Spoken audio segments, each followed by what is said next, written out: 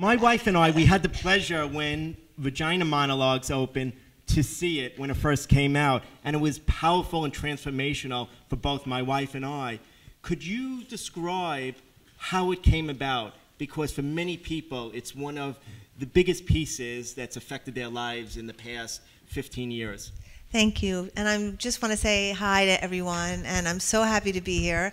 I feel like I haven't been in New York in so long. I've been on the road for months and months, and you know, this is my home and my heart, and I love the Russian Tea Room, and I can't believe what an amazing room this is. I feel like we're on a spaceship together. We're about to take off. In terms of the Vagina Monologues, I just want to say, you know, people think, you know, somebody the other night said, and how did you begin to prepare for a global, you know, movement of, and I was like, I didn't have any idea this was going to be a global movement. You know, I think everything about the Vagina Monologues was a complete and utter accident.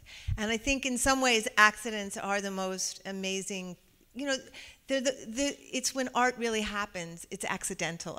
Every time I've prepared to write my great play, it's been an utter disaster, you know. But when I've just been kind of taking notes on the side and randomly writing down little unconscious thoughts, it always adds up to something. And what happened with the Vagina Monologues is that I was talking to, and for the people coming in, there are seats over here, and don't feel shy about, you know.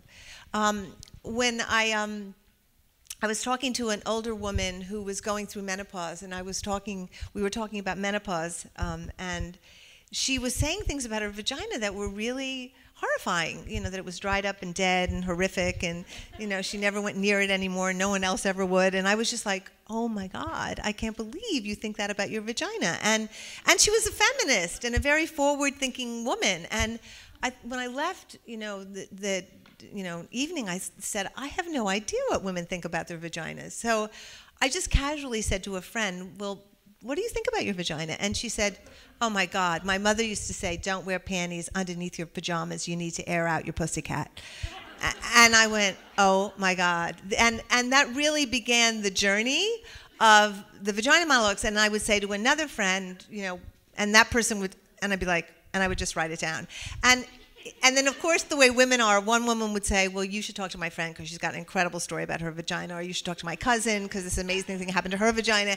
And the next thing I knew, I was like sucked down the vagina trail. And I really haven't gotten off it. You know, it doesn't matter where I go in the world, if people know who I am, they say, okay, I need to tell you. And they sit down, and like 4 hours later, I've heard the details of their vagina's biography.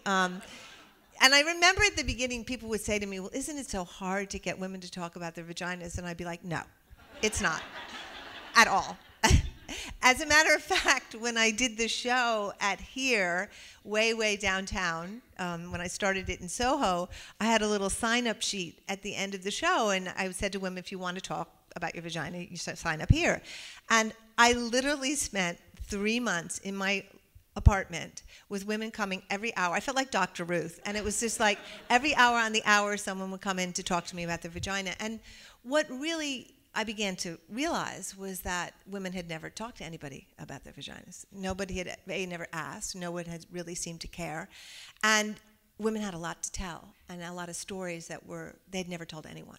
I mean, I cannot tell you how many women told me things for the first time in their lives. And usually they weren't happy stories. I wish I could tell you they were great stories and wonderful pleasure and fantastic orgasms, and that isn't what women were telling me. So I think there was both the shock of the need for women to talk and also the shock of what women were telling me.